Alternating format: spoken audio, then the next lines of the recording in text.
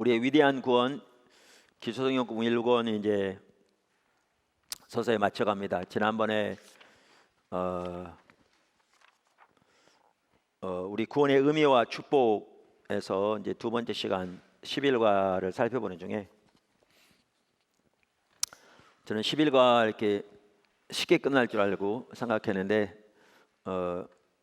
우리 감옥하면서 처음으로 한 과를 다 끝내지 못하고 중간에 멈췄습니다. 10과부터 이 부분을 다루고 있는데 하나는 우리의 죄가 사하해졌다. 너무나 놀라운 일이죠. 우리는 새로운 피조물이 되었다. 새로운 피조물이 되었다는 것은 우리의 옛사람이 예수님과 함께 십자가에 못 박혀 이미 죽었고 그래서 우리는 새롭게 우리의 영이 태어나서 새 사람이 된 것을 의미한다 말씀드렸습니다. 그래서 그 로마서 6장에 보면 이 부분이 잘 나오는데 우리의 옛사람, 그러니까 다시 말하면 죄와 사망과 사탄의 노예가 되어서 스스로는 어떠한 노력으로도 자신을 구원할 수 없는 우리의 옛사람이 이미 십자가에 못 박혀서 죽었다 라는 것이죠. 그러니까 우리는 더 이상 그 사탄에게 죄에게 속해 있지 않은 그런데 이제 성경은 뭐라고 말하고 있는가 하면 로마서 6장에서 너의 몸을 죄에게 종으로 드리지 말라. 우리가 무엇에 순복하여 그것에 우리 삶을 드리더니 그 종이 된다 이렇게 말하거든요. 그러니까 이제 그 말은 뭐냐 하면 그러니까 우리가 이 인류의 타락으로 인해서 사탄과 죄의 노예가 된 그 상태는 이미 깨졌습니다. 그래서 우리는 자유케 되었습니다. 살펴본 대로. 그런데 우리가 여전히 이제 우리의 자발적인 선택에 의해서 우리의 그 몸을, 우리의 지체를 죄에게 종으로 내어줄 수 있죠. 그러니까 이전과는 근본적으로 다른 게 뭐냐면 그 전에는 우리는 어떻게 할 수 없는 철저한 죄와 사망의 노예된 그 배후에 사탄이 있는. 그런데 그 옛사람은 이미 깨진 겁니다. 죽은 겁니다. 그리고 하나님이 우리를 자유케 하셨습니다. 그런데 이제 우리가 우리 자신을 내어주는 것은 우리의 자발적인 선택에 의해서 내어주는 거죠. 사탄의 유혹도 있고 세상의 유혹도 있지만 근본적으로 우리의 선택에 의해서 내어주는 거죠. 그러면서 더 이상 그렇게 하지 말고 너희는 너희의 몸을 이제 하나님께 거룩한 산제사로 드리라. 하나님의 종으로 드리라. 너희 지체를 너희 선택에 의해서 이렇게 말하고 있죠. 우리는 하나님의 자녀가 되었고요. 그러면 하나님의 자녀가 되었다는 말이 얼마나 놀라운 의미를 그 안에 포함되고 그 중에서 무엇보다 하나님의 자녀가 되었다는 말은 하나님께서 우리를 얼마나 하나님과 친밀한 교제로 인도하셨는가라는 부분을 우리가 살펴보았습니다. 그리고 하나님의 자녀가 되었다는 말은 하나님의 상속자가 되었다는 말인데 예수 그리스도와 공동 상속자가 되었다는 것을 의미한다 살펴봤습니다. 그 다음에 이제 구원의 의미와 축복 그 네 번째 이제 이어져서 하는 거니까요. 하나님의 생명이 회복되게 하셨다. 그러면서 하나님의 생명이 회복된, 그러니까 하나님께서 천지를 창조하실 때부터 인간에게 인류에게 향하신 하나님의 뜻은 생명이 넘치는 삶이었거든요. 그러니까 아담이 범죄하여 사탄의 노예가 되므로 죄의 노예가 되므로 그 하나님께서 예비하신 생명이 거치게 되었죠. 그런데 하나님께서 이스라엘 백성들을 부르셔서 하나님 백성을 삼으실 때에도 그들에게 한쪽에는 생명과 복을 두시고 다른 쪽엔 사망과 화를 주셨다고 하시면서 하나님 중심적인 삶을 사는 가운데 그들에게 하나님 생명이 넘치게 원하셨죠. 예수님이 오셔서 우리를 위해 십자가 못 박혀 돌아가시고 부활하심으로 더욱더 그것을 확고하게 하셨고요. 그래서 인자가 온 것은 양으로 생명을 얻게 하되 더욱더 풍성히 얻게 하려 함이라 이렇게 성경은 말하고 있죠. 우연히 제가 하나님 나라 살펴보면서 내일 하나님 나라 생명에 대해서 주일날 좀 살펴보려고 합니다. 어떤 부분은 좀 겹친 부분도 있겠고 일부는. 그런데 이렇게 하나님이 예비하신 그 모든 생명, 사실 그래서 하나님이 천지 창조하실 때부터 의도하신 그 놀라운 삶, 그 놀라운 생명을 회복시키신 것이 구원의 의미인데, 그것을 하나님의 자녀에게 주신 그 유업의 관점에서 볼 수 있다. 그래서 여기에 이제 그렇게 지금 기록해 놓았습니다. 아까 말씀드린 대로 우리가 예수를 믿으면 하나님의 아들이 되는 건데, 자녀가 되는 건데, 아들이면 상속자라. 하나님의 모든 유업을 상속으로 받게 되는 거죠. 그리스도와 공동 상속자라 말이 이미 살펴본 대로 예수님이 하나님의 아들로서 하나님의 모든 유업을 상속받으면 우리가 양자로서 예수님과 함께 그 모든 유업을 상속받게 되는, 그게 공동 상속자의 의미다. 이미 살펴봤습니다. 그러면서 하나님의 자녀로서 주시는 유업이 참으로 크고 놀라운데, 그 부분을 여기에 일부를 살펴봤습니다. 그래서 하나님은 자녀들의 필요를 아시고 그들의 필요를 채우신다. 또 하나님은 자녀들의 기도를 들으신다. 그 다음에 하나님은 자녀들의 삶을 주관하셔서 합력하여 선을 이루게 하신다. 살펴봤고요. 거기까지 지난번에 살펴봤습니다. 그렇죠? 그 다음에 하나님은 자녀들을 하나님은 하나님의 자녀들을 빚어가십니다. 이게 자녀에게 하시는 하나님의 놀라운 사랑의 손길이죠. 사랑의 손길입니다.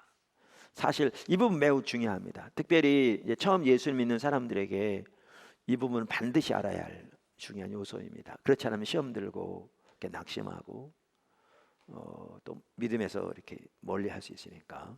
근데 이것은 꼭 초신자뿐만 아니라 모든 성도들에게 다 마찬가지입니다. 그래서 이 부분은 너무 이렇게 중요합니다.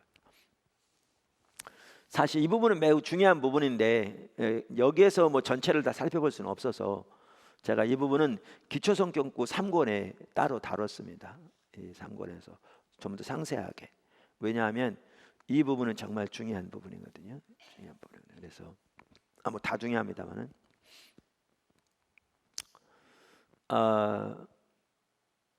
히브리서 12장 5절에서 14절 이 부분이 잘 보여주고 있고요. 구약 성경의 이스라엘 백성들도 역시 하나님이 빚으셨습니다. 그러니까 광야 생활이 하나님이 그들을 빚으시는 하나님의 징계였습니다. 그것을 신명기 8장이 잘 말해주고 있습니다. 그래서 신명기 8장과 히브리서 12장은 서로 깊은 연관을 가지고 있고요. 그 두 개를 보면 하나님이 하나님의 사람들에게 하시는 사랑의 손길의 한 부분을 잘 볼 수 있습니다. 또 여기 보시죠. 또 아들들에게 권하는 것 같이 5절 히브리서 12장 너희에게 권면하신 말씀도 잊었도다. 일러스되 내 아들아 주의 징계하심을 경히 여기지 말며 그에게 꾸지람을 받을 때에 낙심하지 말라. 우리 여기 흔히 징계라고 제가 표현한, 성경에 여기 징계라고 표현한 이게 다른 말로 하면 연단이거든요. 우리가 이제 뭐를 연단이라고 그러냐면, 예를 들면 금을 재련할 때 이렇게 금덩어리가 되어 있는 바위덩어리를 이렇게 용광로 속에 집어넣으면 그 바위덩어리 같은 건 타버리고 금만 가라앉잖아요. 그래서 순금이 나오잖아요. 이거를 이제 이 연단의 비유의 성경은 믿음의 연단이라 이렇게 표현하고 있죠. 이걸 다른 말로 하면 징계라 이렇게 표현하고 있어요. 그러니까 하나님 우리를 징계하시되 뭐를 통해서 징계하시겠어요? 그 중에 한 대표적인 수단이 환경을 통해서, 특별히 어려운 환경을 통해서 징계하시는 거죠. 날이 갈수록 사업이 잘 되고 그냥 생각하는 것마다 다 이루어지고 그렇게 해서는 빚어지지가 않죠. 징계가 되지 않죠.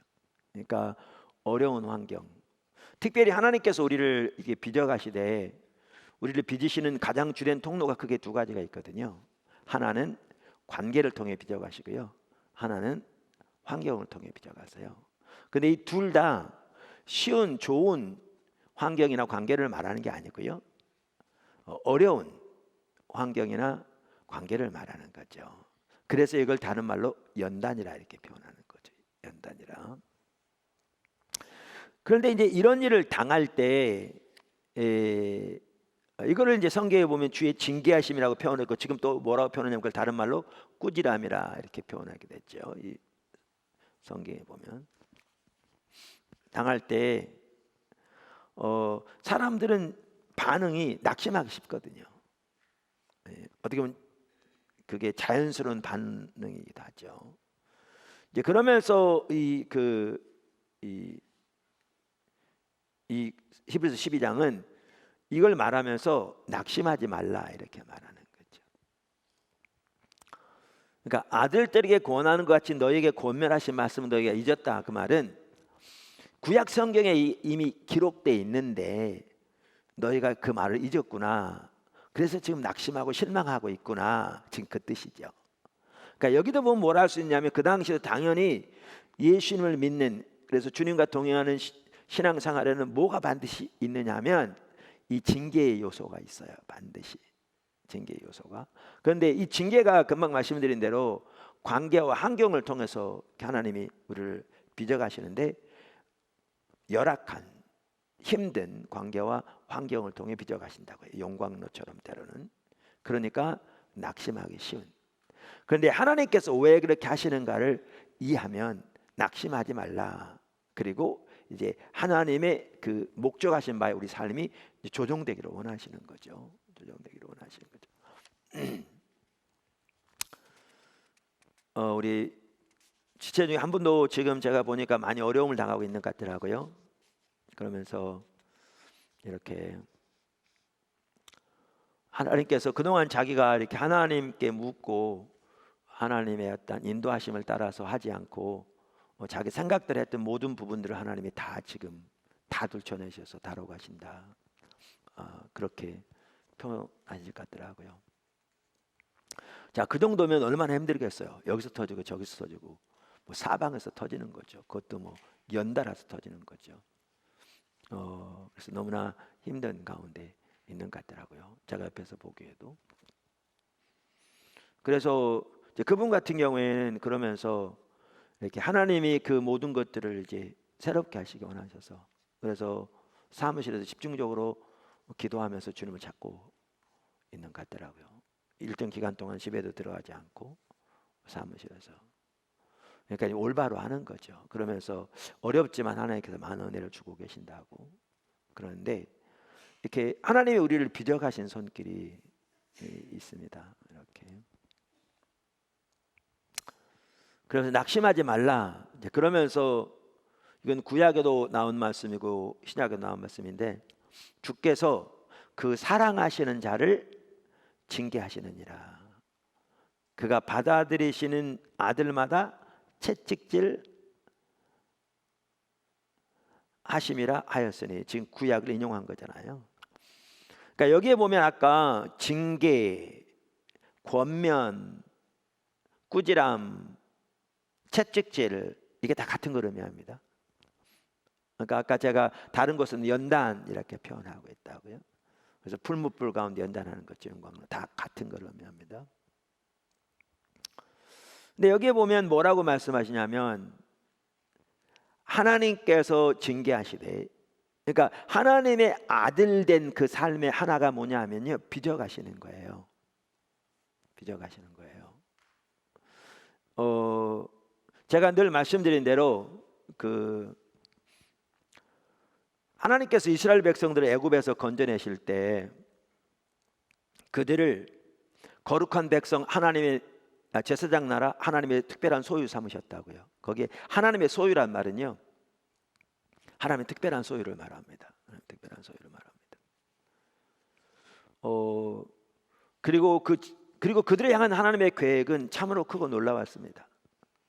그 제사장 나라라는 말만 하더라도 하나님이 그들 가운데, 그들을 통해서 하나님만이 하실 수 있는 일을 나타내시고 행하심으로 온 하나님을 알지 못한 온 열방이 그것을 보고 하나님께 돌아와 그들도 복을 받는, 구원받고 복을 받는, 그렇게 하나님이 그들을 사용하기 원하신 거죠.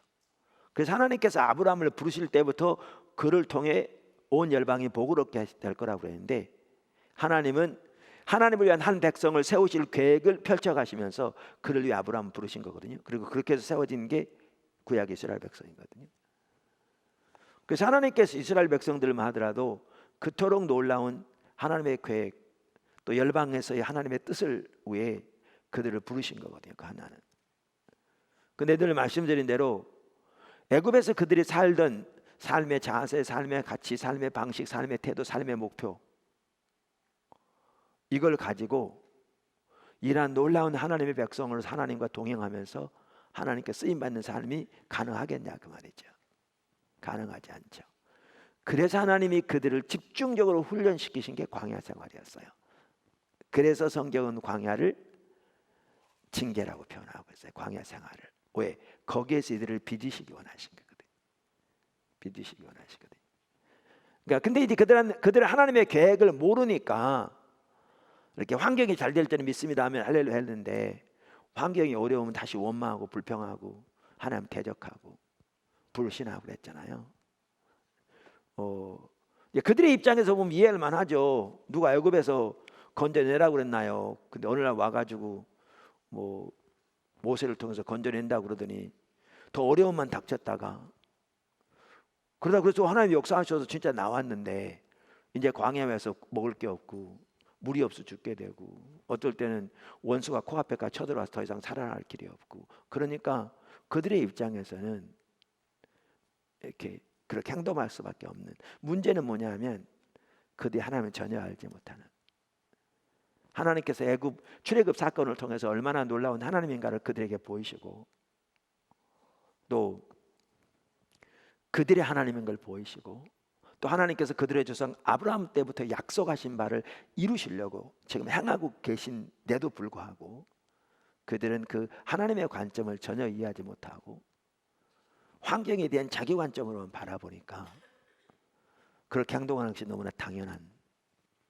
자연스러운 결과인, 근데 하나님의 관점에서 이들이 전혀 돌이켜지지 않는, 반복적으로 그들에게 기회를 주시고 인내하셔도 전혀 돌이켜지지 않는, 이걸 두고 성경은 그들이 성령을 근심했다 이렇게 표현하고 있거든요. 성경에 보면 반복적으로 성령을 근심했다. 왜냐하면 신약 성경에 우리에게 너희는 성령을 근심케 하지 말라고 강력하게 말하고 있거든요. 그랬는데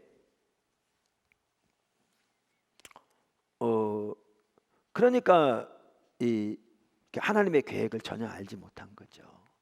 그러니까 우리가 잘못하면 그렇게 될 수 있다고요. 이들처럼. 그래서 구약의 이스라엘 백성들에 대해서 기록된 것은 모두 우리를 위해서 교훈을 주기 위한 것이라고 고린도전서에 나와 있잖아요. 그래서 그래서 여기 보시면 우리가 먼저 알아야 할 것은 이러한 징계가 있을 때 하나님은 사랑하시는 자를 징계하신다. 사랑하신 자를 징계한다. 왜 아까 이스라엘 백성들이 이해를 두면 알아요.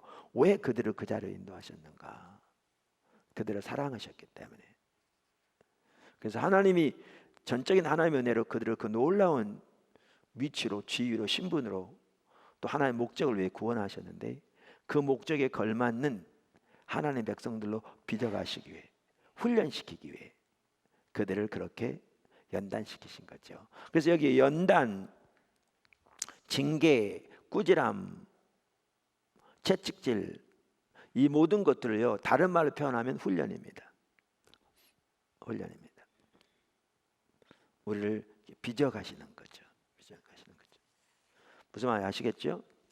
그러면 주께서 그 사랑하시는 자를 징계하시고 그가 받아들이시는 아들마다 채찍질하심이니라. 너희가 참음은 징계를 받기 위함이라. 하나님이 아들과 같이 너희를 대우하시나니 어찌 아버지가 징계하지 않는 아들이 있으리요. 징계를 다 받는 것이오늘 너희에게 없으면 사생자요 친아들이 아니니라. 그러니까 아까 말한 대로 그 광야 생활하는 이스라엘 백성들의 예를 들면 그들이 홍해 앞에 왔을 때, 그들이 먹을 것이 없을 때, 마실 것이 없을 때 그들은 하나님께 원망하고 불평했잖아요. 그러면 그들은 그랬죠. 하나님 우리를 사랑하신 길을 한 겁니까? 왜 우리를 이 자리에 데려다가 굶어 죽게 만들고 광야에서 시체가 되게 만들고 이렇게 말한 거죠. 근데 하나님은 뭐라고 그러시냐면 하나님이 그들을 사랑하셨기 때문에 이를 인도하셨다는 거예요. 그러면서 우리에게 징계가 없으면 그것은 사생자, 진정한 자녀가 아니라는 거 의미한다는 거죠. 세상에서도 마찬가지인 게 요즘 이제 하도 사회가 악하다 보니까 진짜로 악한 아버지도 있거든요. 어떻게 인간의 탈을 쓰고 저런 일을 사람이 할 수 있을까라는 그런 식의 아버지도 있어요.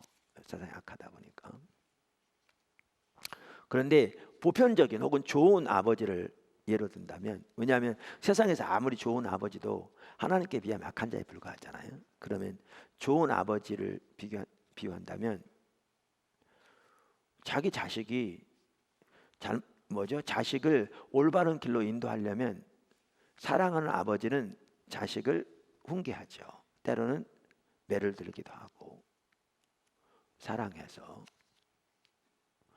반대로 다른 자식은요 신경 안 씁니다. 왜냐하면 잘못해도 그 뭐 나하고 상관없는 일이니까 얘기 안 하죠. 성경은 뭐라고 말하고 있는가 하면 징계하심이 없다는 얘기는 사생자란 얘기다. 친아들로 인정하시기 때문에 여기에 이제 여자분들도 다 아들로 상속자니까 이미 여러 번 말씀드린 것처럼 이게 상징적인 용어였잖아요. 남자도 그래서 신부인 것처럼 이게 세상적인 용어가 아니고. 예. 그래서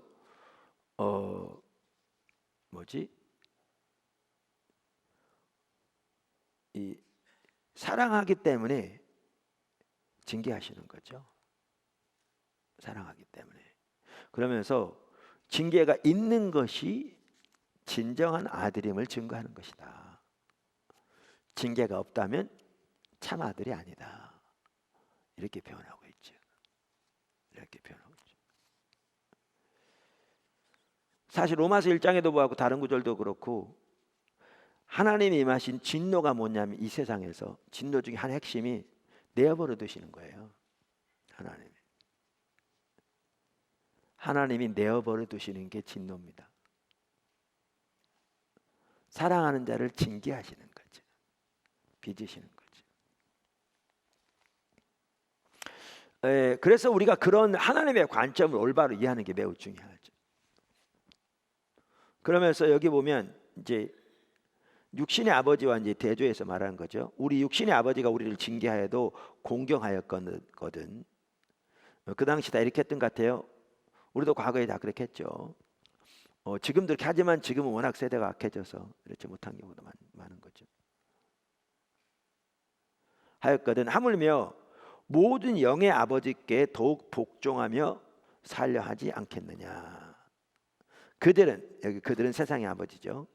세상의 아비들은 잠시 자기 뜻대로 우리를 징계하였거니와 오직 하나님은 우리의 유익을 위하여 거룩하심에 참여하게 하시느니라. 이제 징계의 목적이 나오는데 하나는 우리의 유익을 위해서라. 또 다른 하나는 하나님의 거룩하심에 참여하기 위함이라. 무릇 징계가 당시에는 즐거워 보이지 않고 슬퍼 보이나. 왜냐하면 징계를 다른 말로 뭐라고 표현해서 아까 꾸지람, 채찍질, 아까 다른 말로 연단 뭐 이렇게 표현하고 있으니까요. 즐거워 보이지 않고 슬퍼 보이나 후에 그로 말미암아 연단 받은 자들은, 여기 연단이라고 나오죠. 아까 그 재련소 그걸 생각하시면 됩니다. 자들은 의와 평강의 열매를 맺느니라. 그러니까 이게 거룩한 뭡니까?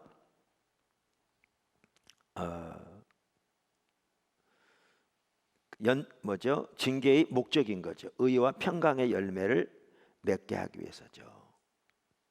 그러므로 이런 하나님의 뜻을 알았다면 피곤한 손과 연약한 무릎을 일으켜 세우라. 힘을 얻어 일어서라 그 말이죠. 발과 무릎에 힘을 주고 서라. 뭐냐하면 연단을 받을 때 쉽지 않거든요. 아까 말한 대로 무릎에 힘이 빠지고 발에 힘이 빠지고 낙심하고 실망할 것이 보편적인 뭐죠? 그 반응일 수밖에 없는 그런 상황이잖아요. 그러면서 너희 발을 위하여 곧은 길을 만들어 저는 다리로 하여금 어그러지지 않고 고침을 받게 하라. 그러면서 모든 사람과 더불어 화평함과 거룩함을 따르라. 이것이 없이는 아무도 주를 보지 못하리라. 그래서 이제 하나님 잘 연단하신다. 나중에 이제 아까 말한 대로 기초성경 상고를 가면 알 수 있듯이요. 하나님께서 신명기 8장에 보면 광야 생활을 그들의 연단이라고 비유하셨는데요. 거기서 하나님을 이렇게 하기 위해서 그들을 그리로 인도하셨다 내용을 보면 신명기 30장에서 나오는 우리가 여러 차례 살펴본 신앙의 본질로 저들을 돌이키기 위해서 그들을 빚어가신 걸 볼 수 있습니다. 그래서 우리에게 연단이 온 것은요, 무엇보다 우리를 신앙의 본질로 돌이키기 위함입니다. 하나님 중심적인 삶으로, 하나님을 알고 존재를 다해 사랑하는 사람으로, 하나님의 길로 향하는 삶으로, 하나님 목적에 온 사람을 동참하는 삶으로, 하나님 중심적인 삶으로 돌이키기 위함입니다. 그게 이제 하나님의 거룩함에 참여하게 되는 길이기도 하고요. 그래서 연단이 유익이 있는 거죠. 연단이 유익이 있는 거죠. 제가 처음 교회 개척할 때 나름대로 열심히 했거든요. 미국에서 공부하고 마치고 돌아와서.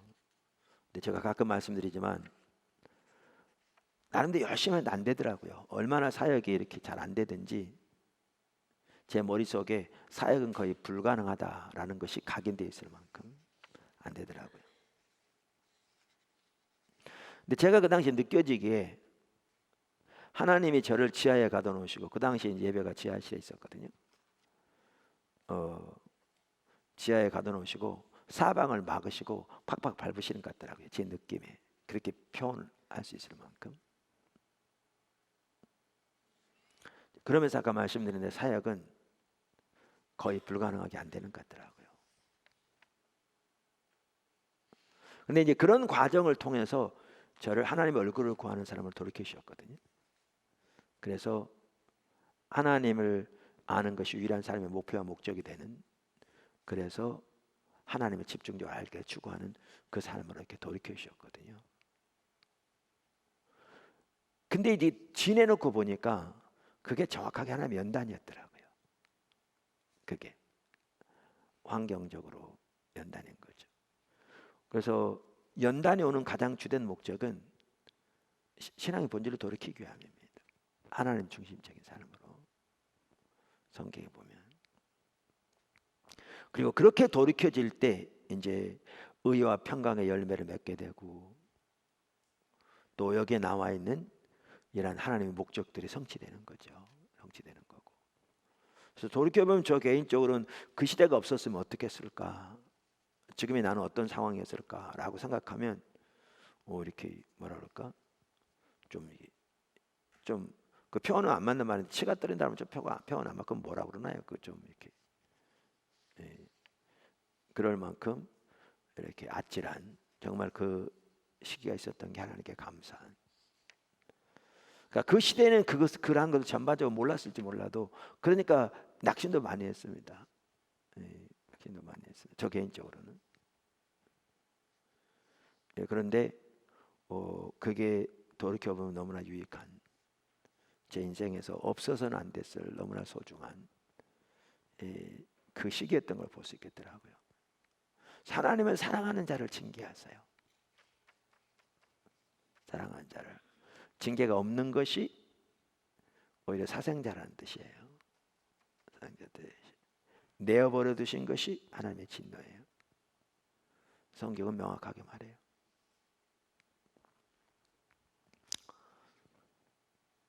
다섯 번째, 하나님은 아버지 일에 자녀들을 동참시키십니다. 이게 이제 사역과 관련된 거죠. 사역과 관련된 거죠. 우리가 앞에서 하나님은 인간을 창조하실 때도 동역자로 창조하셨다 살펴봤잖아요. 이 땅에서 하나님의 목적을 위해 동역자로 창조하셨다. 그래서 우리를 구원하셔서 하나님의 동역자로 삼으셨습니다. 뭐 성경은 명확하게 그것을 보여줍니다. 우리를 구원하셔서 하나님의 동역자로 삼으셨습니다. 그러니까 하나님이 여러분 모두를 동역자로 삼으셨습니다. 동역자로. 그런데 하나님의 일에 동참하는 방법, 그게 정확하게 신앙의 본질이라고 그랬잖아요. 그 하나가 신앙의 본질의 한 가지 요소는 하나님과 친밀한 교제. 요한복음에 이게 잘 나오는데 예수님이 먼저 이 소위 말하면 포도나무의 삶을 사셨거든요. 그래서 예수님이 아버지 안에, 아버지가 예수님 안에, 거기에서 모든 예수님의 사역과 예수님이 전파하신 말씀이 나왔죠. 그래서 예수님은 무엇보다 하나님과 친밀한 교제 안에 계셨고, 그 다음에 예수님은 스스로 아무것도 할 수 없고 아버지 행하신 걸 보고 그것을 행했다, 이렇게 표현하고 있죠. 그리고 아버지가 아들을 사랑하셔서 아들에게 아버지 행하신 걸 다 보이셨다, 이렇게 표현하고 있어요. 나중에 이제 3권에 관한 사역에 대해 좀 더 살펴보기도 할 텐데, 근데 정확하게 동일한 삶으로 우리를 부르신 것을 요한복음 15장 그 포도나무의 삶의 비유에서 말씀하시죠. 그래서 거기에 보면 우리를 무엇보다 예수님 안에 거하도록, 그럼 예수님이 우리 안에 거하셔서 친밀한 교제 가운데 있도록 우리를 구원하시고, 이제 예수님처럼 우리에게 아버지 하나님의 뜻을 보이시면 우리가 그 일에 온 사람으로 동참함으로 우리를 통해서 하나님의 뜻이 이루어지는 그 놀라운 축복된 자리로 우리를 인도하신 걸 볼 수 있죠. 동역자의 삶으로 부르셨다. 우리 모두를. 할렐루야.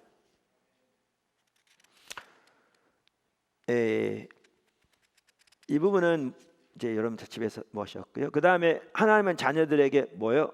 열방을 유업으로 주신다. 그러니까 공동상속자란 말, 이게 항상 중요한데,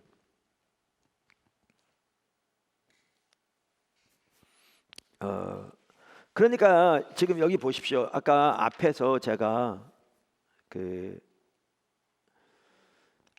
하나님은 아버지 일에 자녀들을 동참시키신다 그랬잖아요. 그러면서 이 삶을 살아가는 방식이 결국 신앙의 본질이잖아요. 지금 설명드린 대로. 그래서 요한복음만 하더라도 그걸 두 가지 요소로 말하고 있다고요. 예수님과 혹은 하나님과의 친밀한 교제, 이것을 우리가 예수님 안에, 예수님 우리 안에 표현하고 있다고요. 예수님 먼저 그 삶을 사셨는데 정확하게 우리에게 동일한 삶을 살아가고 말하죠. 여러분 집에 다 공부하고 오셨죠? 제가 자세히 설명할 필요 없죠. 이미 다 여러 번 제가 나눴고, 이렇게 친밀한 교제 안에 있으면 또 하신 일이 뭐라고요? 하나님이 앞서가시면서, 아버지가 오늘까지 일하신 나도 일한다, 예수님 말씀하시죠. 앞서가시면서 하나님이 행하시면 우리에게 보이시면, 우리가 하나님이 행하시면 온 사람으로 동참할 때 하나님께서 우리를 통해서 하나님의 일을 이루시는 거죠. 예수님 먼저 이 삶을 사셨고 우리에게 정확하게 이 삶을 살라고 말하는 게 요한복음 15장 뭐죠? 그 포도나무의 삶이죠. 근데 그 요한복음 15장에 보면 제 책 십자가 복음 1단원, 그러니까 1권 1단원에 나온 것처럼 우리가 하나님을 택한 게 아니고 하나님이 우리를 택하셨다고 말하면서 열매 맺게 하기 위함이라 그랬거든요. 다시 말하면 이 삶을 살도록 택하셨다는 거예요. 그러니까 이 말은 뭐냐면 우리 예수 믿는 사람이면 모두 다 하나님이 우리를 동역자로 세우셨다는 걸 의미하는 겁니다. 하나님의 목적을 위해. 뭐만 이해하시죠? 특정한 소수의 사람을 이렇게 부르신 것이 아니고 예수 믿는 모든 사람들을 다 하나님의 목적을 위한 동역자로 삼으셨다는 거죠. 그리고 그것을 위해 우리를 택하셨다. 그 택하신 한 가지 이유기도 하지만 그렇게 성경은 말하고 있습니다.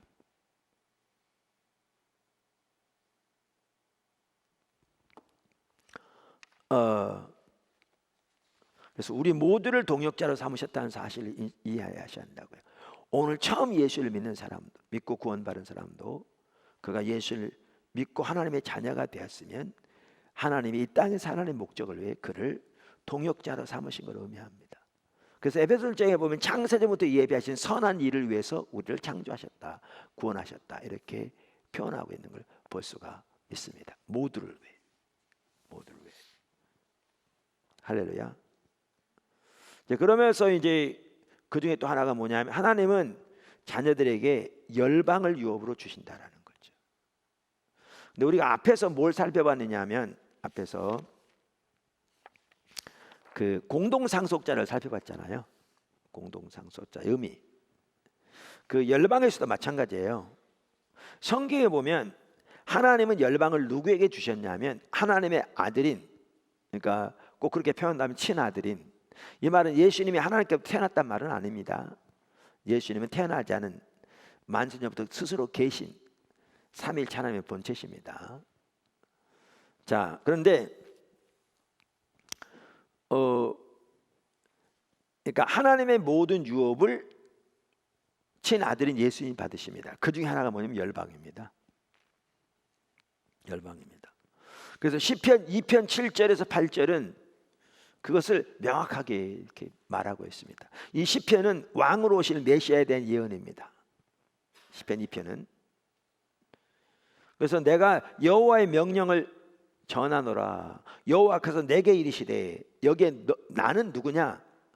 메시아를 가리킵니다. 여기에 나는 메시아를 가리킵니다. 그러니까 예수님을 가리키죠. 이 시편 2편이 왕으로 오실 메시아에 대한 예언을 담고 있는 시편이라고요. 여호와께서 내게 이르시되 너는 내 아들이라. 그러니까 예수님이 물에서 침례를 받고 올라오실 때 하늘에서 음성이 들리기를 너는 내 사랑하는 아들이요. 바로 이 구절을 얘기하는 겁니다. 이 구절을. 내 기뻐하는 자라. 이 말은 뭐죠? 그 이사야 42장 1절 종으로 오실 메시아에 대한 예언, 네, 대한 그 말씀을 성취하신 분이라 그 뜻이고요. 여호와께서 내게 이르시되 너는 내 아들이라. 여기에 너는 그래서 예수님을 가리켜요. 그러면서 뭐라 하냐면 오늘 내가 너를 낳았도다. 이 말은 세웠다 그 말입니다. 세웠다. 내게 구하라. 내가 이방 나라를 내 유업으로 주리니 내 소유가 땅끝까지 이르리로다. 그래서 여기에 보시면 명확하게 볼 수 있는 게 뭐냐 하면 하나님이 열방을 누구에게 유업으로 주셨느냐 하면 예수님에게 열방을 유업으로 주셨습니다. 그래서 예수님께서 누가복음 24장에 보면 승천하시기 바로 직전에 제자들에게 구약, 율법, 선지서, 시편, 시가서를 대표해서 말한 거고요. 오늘날도 구약을 세 분야로 나누거든요. 그러니까 이 말은 구약 전체를 의미하는 거예요. 이 구약이 곧 내게 대하여 기록되었다. 이렇게 말하면서 그걸 세 가지로 나누죠. 예수님이 고난을 받으실 것, 십자가 돌아가실 것, 예수님이 부활하실 것. 그 당시에 이 두 가지가 이미 성취되었어요.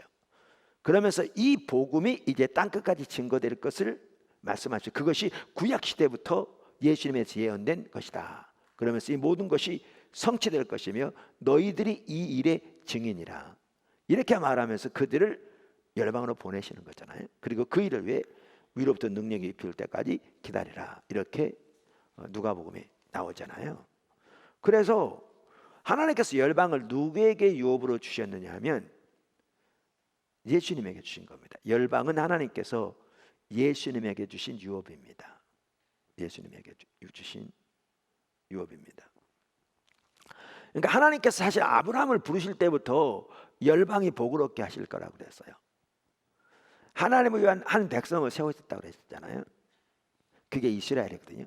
그러니까 이스라엘 부르실 때부터 그들을 제사장 나라로 부르신 것은 아까도 말씀드린 대로 그들을 통해 열방이 하나님께 돌아오게 하기 위한 거예요.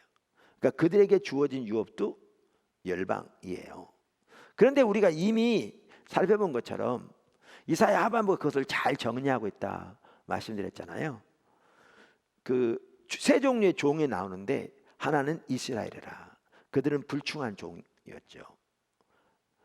그런데 또 다른 종류의 종이 나오는데 고난받는 하나님의 종, 메시아를 가리키죠. 근데 그 고난받는 하나님의 종이 어떤 식으로 표현되어 있냐면 이 이스라엘의 완성자 내지는 이스라엘의 대표자로 이렇게 표현되어 있다고요. 그래서 학자들은 이스라엘이 이 고난받는 하나님의 종 메시아죠. 메시아에게 흡수된다 이렇게 표현하고 있는 거죠.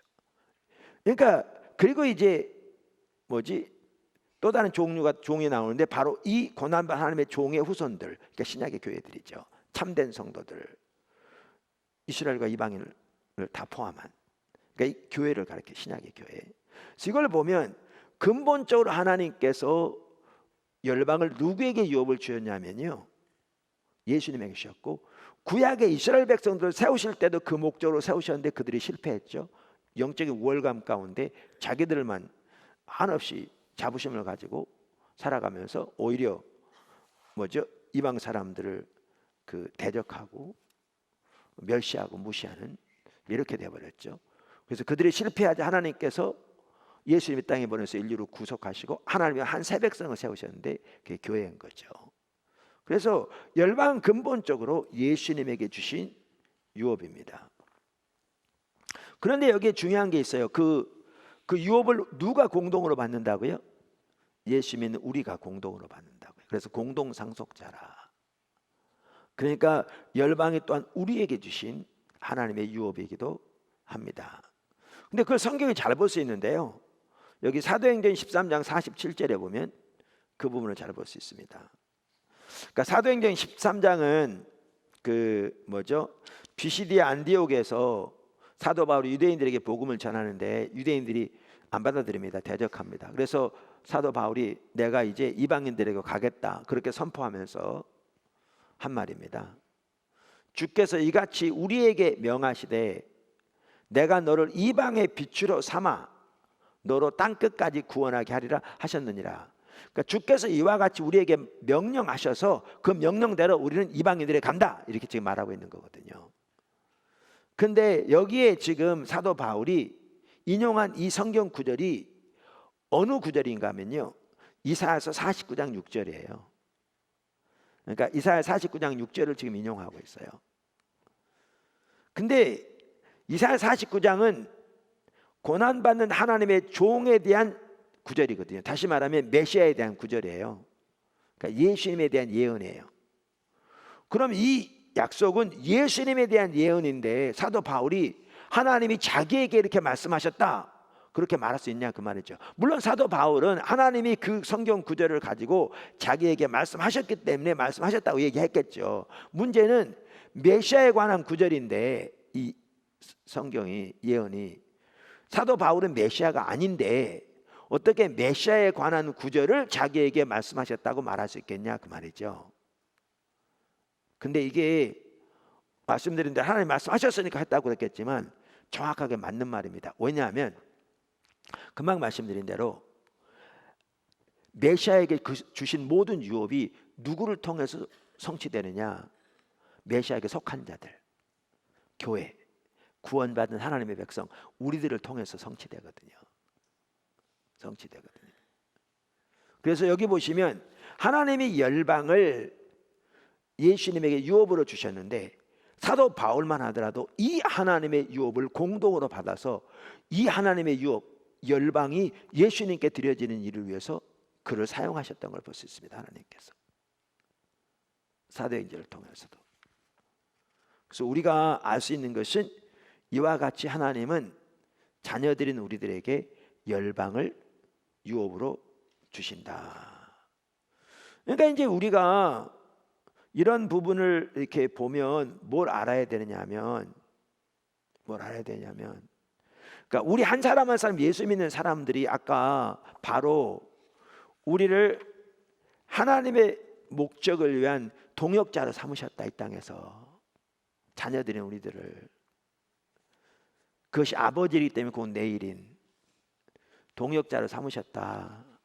동시에 열방을 우리에게 유업으로 주셨다.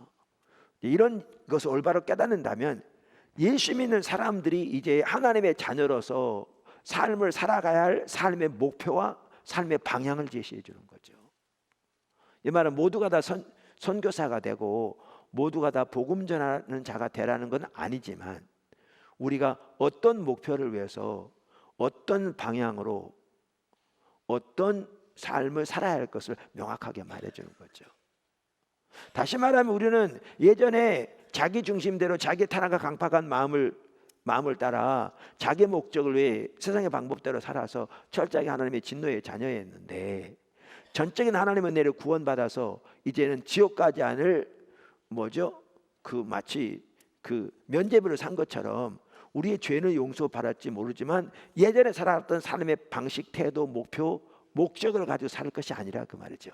우리는 이 땅에서 하나님의 목적을 위한 동역자로 부르심을 받았고 하나님의 아들로서 열방을 유업으로 받은 하나님의 아들이라는 거죠. 그리고 그 삶을 하나님이 우리를 빚어가신다는 거죠. 그러면 우리는 예수 믿는 사람으로서 무엇을 위해 살아갈 건지, 어떤 목표를 위해 살아갈 건지, 어떤 목적을 위해 우리의 삶을 드릴 건지를 선명히 볼 수 있는 거죠. 할렐루야. 이건 모든 성도들을 가리키는 겁니다. 아까도 말한 대로 모든 예수 믿는 하나님의 자녀들을 말하는 겁니다. 모든. 그래서 우리가 이미 살펴보았지만 저는 우리가 하나님 앞에서 어떻게 하나님을 떠난 죄인인가를 선명히 인식하고 우리들을 위해 이 땅에 오셔서 십자가에 지시고 부활하신 하나님의 아들을 발견하고 내 죄 용서와 구원을 위해 그 예수를 믿고 그 예수님을 내 삶 속에 구주로 주님으로 모시는 이 구원받는 믿음에는 이제 더 이상 나를 위해 살지 않고 나를 피로 값주고 사신 하나님의 아들 예수 그리스도를 위해 살기로 내 삶을 온전히 주님께 드리는 그 믿음이 구원받은 믿음 속에 포함된다고요. 성경에 뭐 당연하게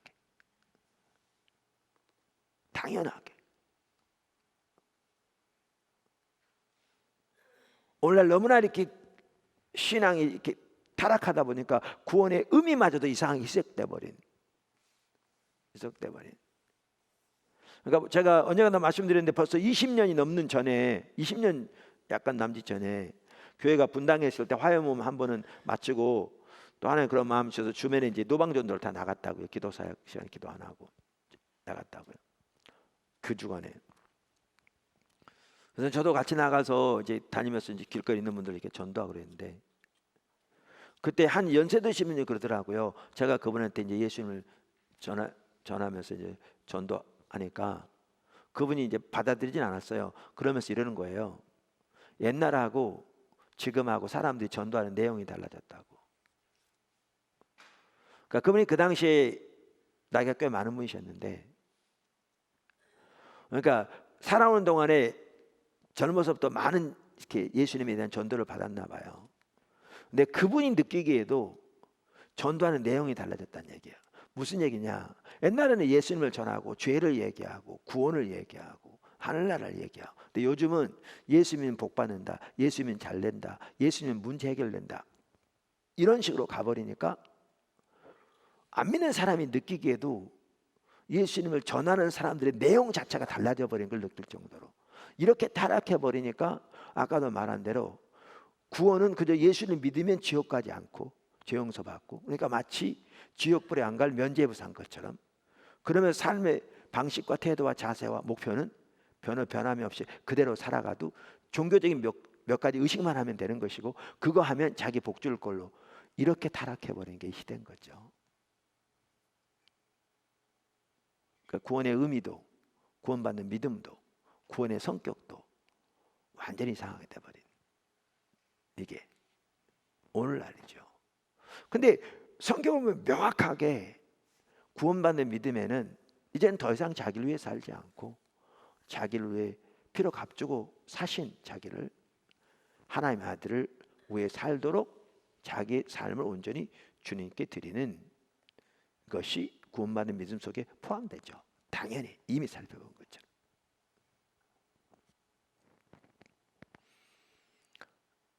예, 그러기에 여기 나온 것처럼 하나님은 하나님의 자녀들인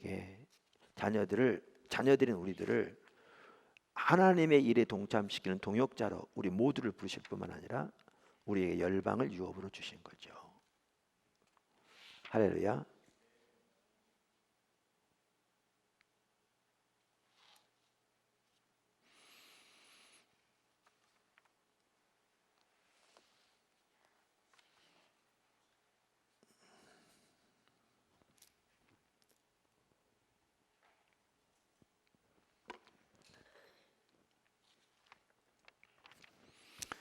네, 우리가 이제 십자가 복음의 유업에 살펴보았지만 이사야서 54장 1절만 하더라도 1절에서 3절만 하더라도 신약의 교회에 주신 유업이라고요. 다시 말하면 하나님의 자녀인 우리에게 주신 유업이라고요. 거기에 보면 열방의 유업이 나와 있잖아요. 그러면서 갈라디아 4장에 보면 그게 십자가 복음에 주신 유업인 것을 명확하게 말하고 있죠. 그리고 우리가 이미 그 부분에 살펴본 것처럼 하나님께서 의도하신 신약의 교회는 철저하게 교회가 예수 그리스도 터, 즉 십자가의 복음 위에 세워지는 것이죠. 그 말은 예수님이 우리의 의로움과 지혜와 구원함과 거룩함이 되시는 삶, 그리고 예수님을 아는 것이 우리의 유일한 삶의 목표와 목적이 되는 삶, 그것이 예수님이 우리의 기초라는 말 속에 포함된 내용이죠. 그런 성도들의 모임이 교회인 거죠. 하나님이 의도하신 교회는 바로 그렇게 교회가 철저하게 예수 그리스도 터 위에 세워지는 것이지요. 그리고 거기에 열방의 유업이 주어지게 돼 있죠. 열방의 유업. 그러니까 신약의 교회에 주신 유업인데 교회가 그렇게 세워질 때, 개인이 그렇게 세워질 때 하나님이 그러한 자들을 통해서 열방을 하나님께로 인도하시죠. 그러니까 하나님께서 우리를 빚어가시는 게 그렇게 지금 말씀드린 대로 오직 예수 그리스도 터 위에 서도록 빚어가시는 거죠. 다른 말로 표현하면 빚어가시는 거죠. 할렐루야.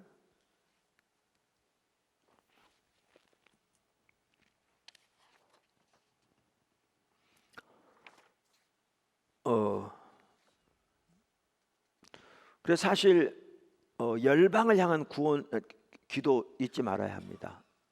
왜냐하면 우리에게 주신 유업의 한 핵심이 열방이니까요. 열방이니까요. 그러니까 우리는 우리의 가장 가까운 사람에서부터 가장 먼 곳에 있는 사람까지 관심을 가지고 복음을 전하며 구원할 위해서 기도할 뿐만 아니라 또한 이 나라뿐만 아니라 열방을 위해서 그렇게 해야 합니다.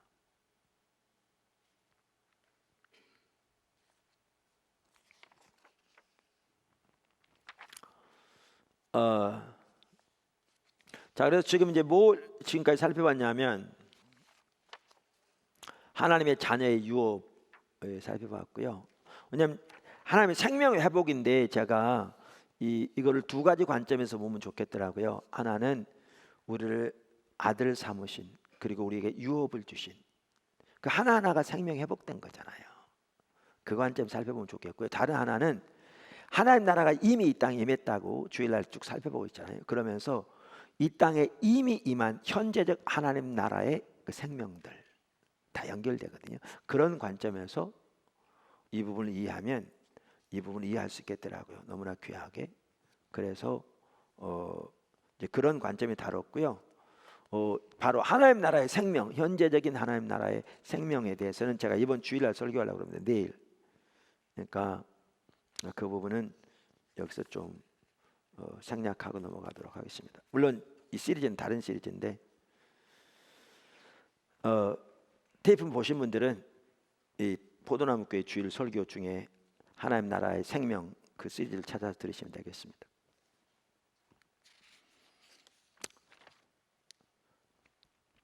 그런데 이렇게 하나님께서 중요한 게 뭐냐면 하나님이 하나님의 백성들의 놀라운 하나님의 생명을 이렇게 예비하셨죠. 그런데 그게 언제 우리에게 실제로 일어나느냐는 거죠. 우리가 신앙의 본질 가운데 하나님과 동행하는 삶을 살 때 이루어지는 거죠. 다시 말하면 하나님 중심적인 삶을 살 때 우리 삶 속에 이루어지는 거죠. 이건 구약 시대부터 명확하거든요. 신명기 30장에 하나님이 이스라엘 백성들에게, 우리에게 다시 말씀이죠. 결국 한쪽에는 생명과 복, 다른 쪽에는 사망과 화를 두었다고 하시면서 생명 복이 같은 겁니다. 그러면서 뭐라고 그러냐면 너희와 너희 자손 살기 위해 생명을 택하라. 곧 이어서 내가 네 생명이다. 그러니까 이 말은 생명을 택하라는 말은 다시 말하면 하나님을 택하라는 말이죠. 그러니까 이 말은 뭐냐면 우리가 하나님을 택하면 하나님 우리 가운데 계셔서 우리 가운데 운행하셔서 성경에 하나님이 하나님을 백성들을 위해서 하신다고 하는 하나님의 실제적인 역사들, 기도 응답하시고 그들의 필요를 채우시고 그들을 위해 싸우시고 그들을 인도하시고 그들을 빚어가시고 하는 이 실제적인 역사들, 이걸 성경은 생명이라고 표현하는 겁니다. 이걸 성경은 복이라고 표현하지, 다른 말로 복이라고 표현하는 거죠. 그런데 이 생명과 복은 근본적으로 하나님이 우리에게 주신 그 무엇 이전에 그분 자신이 우리의 생명이라고요. 그 신명기 3장에 명확하게. 이게 매우 중요한 게 이것은 하나님과 올바른 관계에 있을 때 우리 가운데 나타나는 것이거든요. 이 관점을 잃으면 우리는 하나님이 주신다고 하는 요거에만 집착하면 하나님과 관계에 떨어져 있으면서도 우리 생각대로 어떤 세상적인 일이 좀 잘 된다고 우리는 영적으로 올바른 자리에 있다고 완전히 잘못할 수 있거든요. 그래서 예레미야 시대만 하더라도 하나님을 버린 상태에 있었다고 성경에 써 있잖아요. 왜냐하면 종교적인 의식은 많았지만 신앙의 본질에 철저히 떠나 있어서 하나님의 관점에 하나님 버린 상태인 거죠. 삶은 철저히 하나님의 법을 버린, 우상 숭배가 가득한 버린. 그런데 하나님께 대한 종교적 희생과 의식은 너무나 많았거든요. 그런데 이렇게 하나님 버린 상태에 있었는데도 그들 중에 상당수는 세상적으로 잘 됐거든요. 그러니까 예레미야가 그것을 보고 왜 악한 자들이 기도 형통하며 왜 반역한 자가 다 평안합니까? 이렇게 하나님 앞에 불평할 만큼 적지 않은 사람들이 세상적으로 사업이 잘 되고 문제 없고 잘 됐거든요. 근데 그들 하나님 버린 상태에 있었거든요. 근데 이들은 성경이 말하는 생명과 복을 하나님과 관계적인 차원에서 올바로 이해하지 못하고 하나님이 주신 그 무엇으로 잘못 이해하니까 세상에, 그리고 신앙이 타락하면 세상에 잘 되는 게 복으로 전락돼 버리거든요. 그러니까 세상적으로 나름대로 잘 돼서 큰 문제 없고 뭐 사업도 잘 되고 돈이 많이 벌고 하는 이런 사람들이 꽤 많으니까 이들은 자기들이 하나님 정말 잘 믿고 그 많은 종교적인 의식을 드려지고 헌금 드렸더니 그 대가로 복 주었다고 생각하고 그들은 정말 영적인 자부심 가운데 살았거든요. 하나님은 지금 예레미야를 통해서 다가온 심판을 말씀하시는데, 근데 하나님은 심판을 말씀하셔도 이들은 그 말을 전혀 듣지 않거든요. 왜 안 들어요? 아니 그 당시에 수많은 선지자들이, 제사장들이, 이건 다 거짓 선지자들인데 이렇게 많은 제사와 희생을 드렸으니 하나님 복 주실 겁니다 이렇게 외쳐댔는데 그들이 말하는 대로 잘 되니까요. 예레미야를 통해서 아무리 메시지가 주어져도 다가오는 심판을 얘기하셔도 전혀 듣지 않았거든요. 나라가 망할 때까지 들을 수가 없었어요. 이걸 두고 하나님은 내가 새벽부터 너에게 외쳐도 너는 기도 안 기울였다, 그러니까 내가 심판할 거다 그러죠. 근데 이들은 입만 벌리면 하나님 얘기할 만큼 사모하는 자들이었는데 나름대로. 그런데 하나님 말씀하시면 들었겠죠. 근데 그들은 이런 상태에 있었기 때문에 이게 하나님의 음성인지 전혀 듣지도 못했죠. 예레미야를 통한 말씀이 이렇게 돼버리거든요. 나라가 망할 때까지 몰랐어요. 오늘날도 그런 사람 너무너무 많아요. 신앙이 타락하며 세상적으로 잘 되는 자체가 곧 하나님의 축복이라고 그렇게 생각한다니까요. 하나님이 함께 하셔서 세상적으로 잘 될 수 있습니다. 그러나 세상적으로 잘 되는 그 자체가 곧 축복은 아닙니다. 이 둘은 다르거든요. 라오디게아 교회, 제가 늘 말하잖아요. 제 아내는 여자인데 여자가 제 아내는 아니라고. 둘은 다른 얘기라고요. 둘은 다른 얘기라고. 그러니까 하나님께서 함께 하셔서 경제적인 면을 회복시키시고 그 필요를 채우시고 재정적인 면에서도 하나님께서 잘되게 하실 수 있다니까요. 하나님의 목적을 위해서 당연히. 그런데 재정적으로 돈 많이 버는 자체가 그 축복은 아니라, 이 둘은 다른 얘기입니다. 그러니까 예레미야 시대도 그렇고 신약 시대만 하더라도 요한계시록 7개 교회 중에 하나님의 칭찬이 한마디 없는, 그래서 돌이키지 않으면 하나님께서 입에서 토해내리라고 말씀하신 그 라우디아 교회는 우리는 부자라 부유하여 부족함이 없다고 자부할 만큼 경제적으로 잘 됐거든요. 그 지역의 산업이 발달해서. 근데 그게 하나님의 축복이 아니었습니다. 전혀. 왜 이렇게 되는가? 하나님의 생명과 복을 하나님이 그 주신 그 무엇으로 잘못 이해하니까, 하나님과 관계에서 이해하는 게 아니라, 그러니까 그렇게 빠져버리거든요. 근데 생명은, 하나님이 주신 생명과 복은 하나님이 주신 그 무엇을 포함하죠, 당연히. 그러나 보다 근본적으로 성경은 하나님 그분이 생명이고 그분이 복인 거죠. 그러니까 예수님도 내가 곧 길 이요 진리 이요 생명이다 이렇게 말씀하시죠. 그래서 우리가 하나님을 택할 때, 이게 신앙의 본질, 신명기 3장에 나오는, 하나님들이 함께 하셔서 우리 가운데 생명이 넘치는 거고, 우리 하나님 버리면 하나님들이 버려, 이 말 신분적으로 버리신다는 게 아니라 더 이상 하나님 함께하지 않는 거죠. 구약이건 신약이건 여러 차례 말씀인 거죠. 함께하지 않으면 하나님의 살아있는 생명 역사가 거치는 거죠. 오늘날처럼 하나님 살아있는 실제적인 역사가 성도들 삶에 거쳐요. 그리고 그 자리를 상처만 가득해요. 억압만 가득해요. 영적인 억압, 상처, 침체, 철저하게 이렇게 돼버리죠. 그러면서 뭐라고 그랬냐면 생명을 택하라 그러면서, 하나님이 곧 생명이라 그러면서 하나님을 택하는 길, 생명을 택하는 길을 하나님의 친밀한 교제 가운데서 하나님의 존재를 더 사랑하고 하나님의 말씀을 지키고 하나님의 길로 향하며 하나님의 목소리를 청종하는 것. 죄송합니다. 여호수아 22장에 보면 여호수아가 가나안 땅을 다 정복하고 난 다음에 요단강 동편에 유업을 받은 두 지파 반을 보내면서 동일한 걸 명령하거든요. 그러면서 거기에 한 가지가 더 들어있는데, 마음과 뜻을 다하여 주의 하나님을 섬기라. 하나님께 대한 예배, 섬김 말하는 거죠. 이게 신앙의 본질이에요, 결국은요. 그러니까 하나님 중심적인 삶, 신앙의 본질 가운데 거할 때 이 유업들은 우리에게 주어지게 되어 있습니다. 주셨어요. 문제는 하나님이 의도하신 신앙생활은 신앙의 본질 가운데 하나님 동행하는 삶이에요. 그리고 뭐죠? 하나님 중심적인 삶이에요. 그러니까 이 삶을 살 때 이 주신 유업들이 우리 삶 속에 실제로 나타나는 거죠. 성경에 말하는 생명과 유업은 단순히 교리적인 게 아니라 실제적인 거거든요. 그래서 우리가 하나님 중심적인 삶을 살 때 그 유업들이 우리 삶 속에 실제적으로 주어지는 거죠. 실제적으로 주어지는 거죠.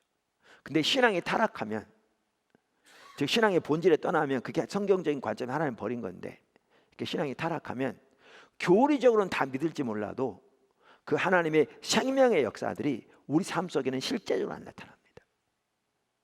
이게 심판인 거죠.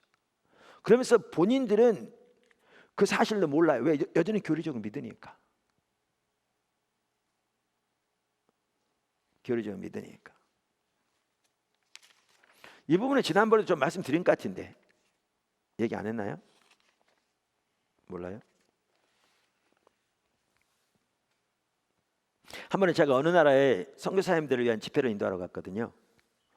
그래서 설교하고 난 다음에 같이 기도하는데, 하나님 제 마음에 어떤 마음을 주시냐면, 그러니까 성령의 감동인 거죠. 오늘날 선교사들의 목이 다 타버렸다, 그런 마음 주시더라고요. 그럼 딱 생각나게 하신 게 이런 거였어요. 시골에서 펌프 있잖아요. 이렇게 물 뽑는 펌프. 거기다가 마중물을 붓고 이렇게 펌프질하면 물이 나오는 거잖아요.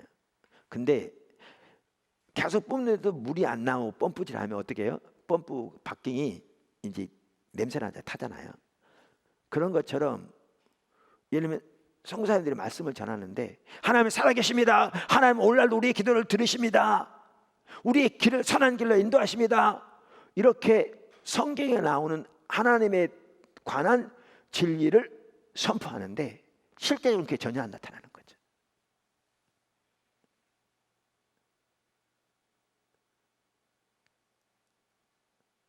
그 상태인 거죠. 그러니까 하나님 우리의 필요를 채우십니다. 우리의 머리카락까지 세십니다 하고 했는데 실제 삶에서는 하나님이 전혀 우리의 필요를 채우지 않고 하나님이 전혀 우리의 길을 인도하지 않으니까 우리가 세우는 계획을 위해 돈이 필요하면 이 사람한테 사정하고 저 사람한테 사정하고 안 도와주면 원망하고 막 그렇게 하는 거죠.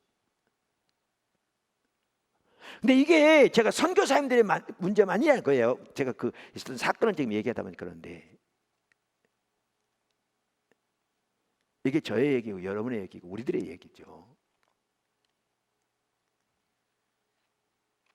한 번은 또 그런 적이 있었어요. 제가 이제 바쁘다 보니까 어디를 가더라도 뭐 이렇게 목사님들 같이 모이는 데 가더라도 설교를 하러 가거나 뭐 순서를 맡아서 가지 그냥 예배하러 가는 때는 많지 않거든요. 요즘 어떤 행사나 참여할 때는 가끔 있긴 하지만 이제 그 당시에는 이제 그렇게 더 못 가고 그랬는데 한 번은 목사님들이 모인 곳에 갔는데 두 분이 설교하셨어요. 이렇게 기도하셨어요. 그러니까 제가 이렇게 한 것은 목사님들이 잘못한다 그런 차원이 아니에요. 성도 잘못하면 맨날 그걸 이렇게 왜곡하더라고요. 제가 가는 데는 주로 목회자들 모임인 거고요. 그리고 우리 목회자들도 이런 정도로 돌아본다면 일반 성도들 얼마나 더 하겠냐 지금 그런 뜻이에요. 그리고 제가 목사니까 그렇게 얘기하는 거고요. 목회자 입장에서 제 자신을 돌아보면서. 근데 일반 어떤 성도들은 그걸 잘못 이해해가지고 완전히 곡해해서 그냥 갔다가 말하는 분도 있어요. 그 마음의 상처 때문에 그런 거죠. 심각한 거죠. 자신들을 돌아보자는 얘기인데. 갔는데 하나님이 그걸 이렇게 들추신 것 같아요. 저에게 보게 하시고 더 기도하게 하신 것 같아요. 뭐냐면 이상하게 한 분은 대표기도 하고 한 분은 헌금기도 했거든요. 이제 순서에 따라서. 근데 두 분이 짜고 한 것도 아닌데 내용도 달랐는데 동일한 그 문구를 반복적으로 쓰더라고요. 근데 그게 계속 귀에 와닿더라고요. 교회. 그게 뭐냐면 믿습니다라는 단어였어요. 무슨 얘기냐면 이런 거예요. 하나님 이 지역의 교회들을 놀랍게 부흥시키고 세우셔서 하나님의 살아계신 역사가 교회들 가운데 나타나고 교회들의 성도들의 삶이 예수님 형상으로 변화돼서 그 변화된 모습으로 이 사회가 변화되고 이렇게 하시려 믿습니다 했어요. 근데 우리 현실은 완전한 반대인데 성경에 나와 있는 하나님이 하실 거라는 것을 믿습니다 얘기하는데 현실은 완전히 반대인 거죠. 너무나 심각하게 침체돼요. 자 보세요. 우리는 이 교리들을 그대로 믿기 때문에 믿는 말이 지적으로 동의하기 때문에 우리가 이 믿는 바는 근본적으로 너무나 극과 극이라고 할 만큼 이 다른 상태에 있는데도 우리는 여전히 이 교리를 믿기 때문에 우리가 잘못된 걸 몰라요. 근데 너무나 많은 사람들. 근데 성경에 말한 이 생명의 역사는 교리가 아니고요. 그 역사들이 실제로 하나님의 백성들 삶 속에 나타나는 거예요. 그리고 그런 상황에서 우리를 보면 신약의 교회인데 하나님의 자녀로서 이토록 놀라운 유업을 주셨는데 우리의 삶은 거기서 너무나 멀리 떠나 있는 거죠. 왜요? 이 유업은 하나님 중심적인 삶에 주어지게 돼 있거든요. 그러니까 하나님의 은혜로 이미 주셨어요. 문제는 하나님 중심적인 삶을 사는 것이 하나님의 백성들에게 명령하신 바고 그것이 하나님과 동행하는 삶이고 그 하나님과 동행하는 삶을 살 때 이것이 실제적으로 우리 삶 속에 이루어지게 돼 있다고요.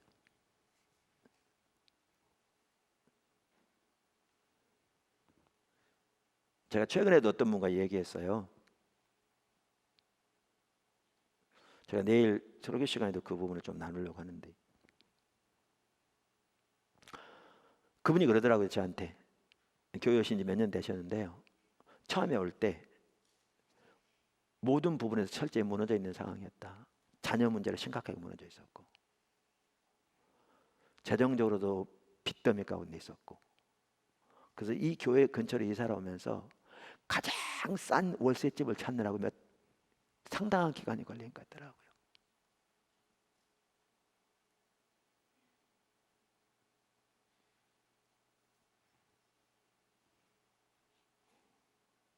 그런 상태였는데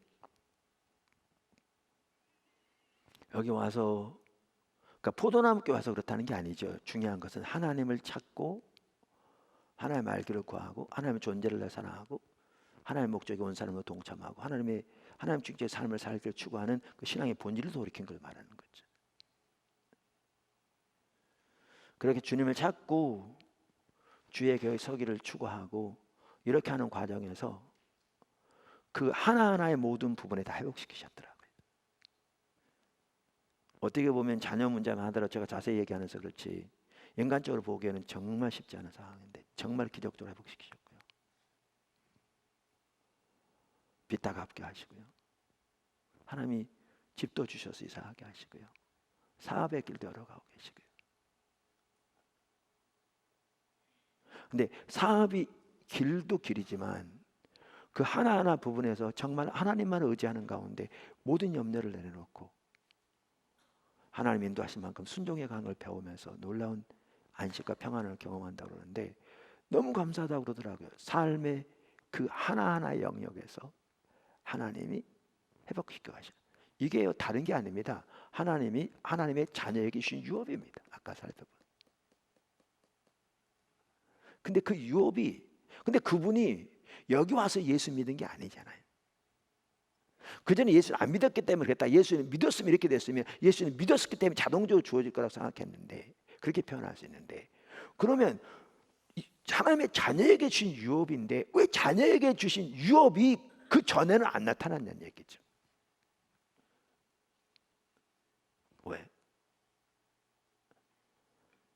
다른 교회 나왔기 때문에? 아니죠. 그러면 이단이죠. 그 말 자체가 아니죠. 전혀. 포도나무께 왔기 때문에 천만의 말씀이죠. 그럼 포도나무께 하나님이란 얘기인데 그건 완전한 이단이죠. 그리고 포도나무께 등록만 모든 사람이 다 그렇게 잘 돼야죠. 그렇게 말한다면 그 말도 안 되는 얘기죠. 그거는 교회에 있는 게 아니고 그건 목회자에 있는 게 아니죠. 그는 뭐에 있었느냐?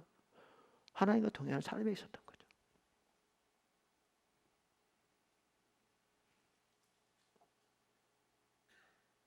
우리의 신앙이 몇 가지 종교적인 의식하는 것으로 전락돼 버린 철저하게 타락한 거짓 신앙책에서 벗어나서 하나님 알고 존재를 다 사랑하며 하나님의 목적이 온 사람으로 동참하며 하나님 중심적인 삶을 살기를 추구하는 그렇게 주님을 추구하면서 주와 동행하기를 추구하니까 하나님이 예비하신 유업이 삶에 실제적으로 나타나는 거죠.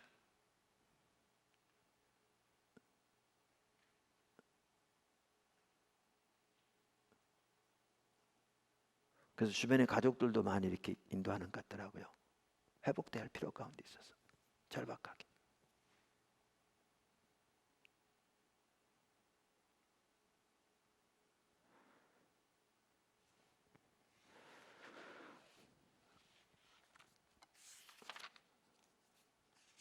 그래서 하나님의 이 유업들은 언제 주어진 그러니까 우리가 예수를 믿을 때 우리에게 주어진 것인데요. 언제 실제적으로 우리 삶 속에 나타나는가 하면 하나님 중심적인 삶을 살 때. 왜? 그것이 하나님이 의도하신 성도들의 삶이니까. 그리고 하나님 중심적인 삶을 떠나 자기 중심적인 삶으로 전락하는 것은 그것이 타락의 본질이니까요. 그러니까 아무리 예수를 믿어도 자기 중심적인 삶을 살면 그건 전적으로 타락한 사람이죠. 그것을 성경은 하나님을 버리는 것이라고 표현하죠. 왜? 그러면 자기가 우상이 되는 거니까요. 돈이 우상이 되는 거고 세상에 자기 목적이 우상이 되는 거니까요. 그리고 하나님은 자기 목적을 수단으로 전락해버린 거죠. 그건 철저하게 하나님 떠난 사람이죠. 이제 이런 부분들 십자가 복음에 다뤘고요. 이제 2권에서 이제 기초성경 공부용으로는 이제 다루기 시작합니다. 지금 이제 구원에 대해서 다루고 있고요.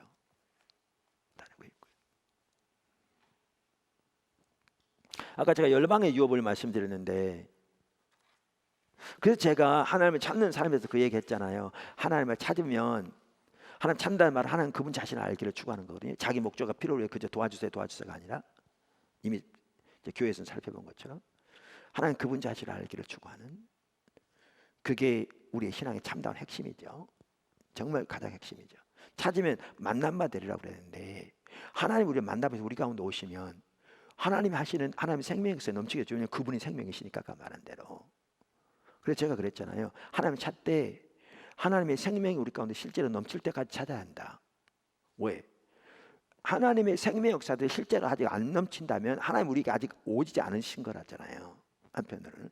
그러면 하나님 우리 가운데 아직 오시지 않았으면 우리가 하나님을 충분히 혹은 온전히 찾지 않은 걸 의미하잖아요. 왜냐하면 하나님 찾으면 만남 받으신다고 그랬으니까. 그래서 제가 그렇게 표현한 거죠. 하나님을 찾되 하나님의 생명이 우리 가운데 실제로 함께 하시는 그때까지 찾아야 한다. 그리고 하나님 오셔서 함께 하시면 이제 지속적으로 찾아야 한다. 왜 똑같은 걸 이렇게 나누냐 하면 적지 않은 사람들이 하나님 나름대로 이렇게 쭉 찾는다 그러지만 사람들은 저는 하나님 생명 역사들이 함께 하지 않는데도 그냥 찾았다고 생각하는 거죠. 그건 뭔가 잘못된 거죠. 하나님 충분히 찾지 않았거나 하나님 온 마음으로 찾지 않았거나 아니면 돌이켜야 할 부분을 돌이키지 않았거나 뭔가 이렇게 있는 거죠. 그래서 그렇게 표현한 거죠. 그러니까 열방의 유언만 하더라도 그렇습니다. 제가 그 십자가 복음 유업을 말하면서 나눴지만 1999년 5월 19일 제가 날짜를 적어놨기 때문에 여러 번 말하다 보니까 외웠는데 제가 이사야서 54장 1절에서 4절에 읽는데 하나님 그걸 저에게 주신 말씀인 걸 또렷이 알겠더라고요. 그 말씀이 이거죠. 잉태하지 못하며 출산하지 못한 너는 노래할지어다. 산고를 겪지 못한 너는 외쳐 노래할지어다. 이는 홀로 된 여인의 자식이 남편 있는 자의 자식보다 많음이라 여호와께서 말씀하셨느니라. 내 장막터를 넓히며 내 초소회장을 아끼지 말고 널리 펴되 너희 줄을 길게 하며 너희 말뚝을 견고히 할지어다. 이는 내가 좌우로 퍼지며 내 자손은 열방을 얻으며 황폐한 성읍들을 사람 살 곳이 되게 할 것임이라. 그 당시 포도나무교가 분당해서 개척돼서 그 이제 4년 좀 됐을 텐데 하나님이 그 건물 지하 전체를 주시겠다고 성도들이 기도하는데 하나님 그런 감동을 주셔서 저에게도 주셔서 우리가 그 지하를 구입하기 위해서 기도하고 있었거든요. 사실 우리의 여건은 그건 불가능한 상황이었거든요. 뭐 몇 번 나눴지만 그런데 이 감동을 또래 주셔서 여기 보면 말뚝을 휘장을 아끼지 말고 장막터를 넓히고 줄을 길게 하라 말뚝을 견고하라 그러니까 그 지하 주실 걸로 이해했죠. 저는 이걸 들으면서 그런데 그 지하는 주셨어요. 그 바로 얼마 되지 않아서 그랬는데 제가 나중에 갈라디아서를 보다 보니까 갈라디아 4장에서 이 구절을 인용하면서 이게 십자가 복음에 주어진 유업인 것을 명확하게 말하고 있더라고요. 그래서 제가 그때 주셨던 이 구절 저에게 주셨던 그것을 그 성경을 보면서 새로운 각도에서 성경적인 관점 다시 이야기를 했죠. 이게 그동안 하나님께서 포도나무교를 세우면서 초기부터 오직 예수의 터 위에 세워지기 위해서 그토록 모든 걸 걸고 이 주님만 따라오게 하셨는데 그랬는데 하나님께서 그 유업을 주시려고 하는구나 이렇게 깨닫게 되는데 나중에 제가 해외 선교위원회 그 발자취를 한번 나눠달라고 해서 정리하다 보니까 너무나 놀라운 사실을 발견한 게 하나님이 열방을 열어가신 게 그 해부터 열어가셨더라고요. 이 부분을 정확하게 주신 이후로 불과 몇 개월이 안 돼서 열방을 열기 시작하셨고 지금까지 여러 나라를 열어가시잖아요. 여러 나라의 사역을 하나님 열어가고 계시고 십자가 복음화도 여러 나라 말로 번역되고 지금 이제 청년 선교 2+2까지 해서 그 부분이 잘 활성화되어지면 열방의 수많은 나라들에게 젊은이들이 주의 복음을 가지고 섬기게 돼 그런 일을 이루어가고 계시잖아요. 이거요 우리에게 특별히 주신 게 아니에요. 신약의 모든 교회에게 주신 유업이에요. 모든 백성에게. 근데 교회가 철저하게 개인이 철저하게 신앙의 본질 가운데 설 때 하나님 중심적인 삶 가운데 설 때 그때 하나님의 유업이 실제적으로 주어져요. 그리고 사실 우리는 여기에서 멈출 게 아니에요. 멈출 게 아니고요. 더 그 일을 위해 기도해야 되고 그 하나님의 목적을 위해 기도해야 되고요. 더 주님을 찾는 가운데 하나님의 인도하심을 더 예민하게 발견하고 순종해 가야 돼요. 그때 하나님의 목적을 다 이루실 거예요. 이루실 거예요. 아멘. 자,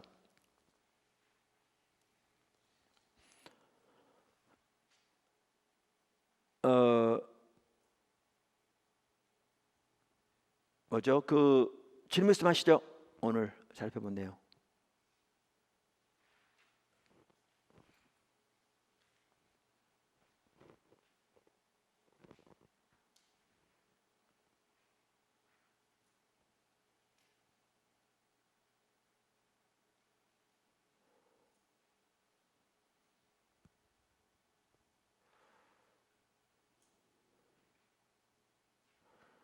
네, 없으면 기도하고 마치겠습니다.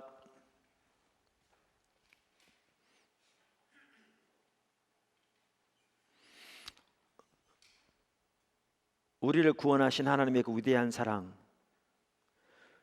우리의 구원에 의미하는 그 놀라운 하나님의 은혜, 우리로 더 알게 해주십시오. 그리고 우리를 위해 예비하신 하나님의 그 놀라운 유업, 우리가 우리의 삶에서 실제적으로 경험하며 누리며 하나님의 영광을 위해 살게 해주십시오.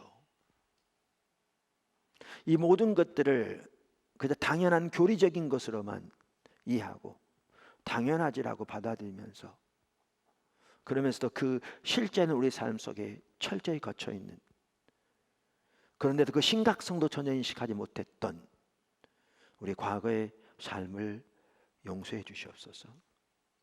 불쌍히 여겨 주시옵소서.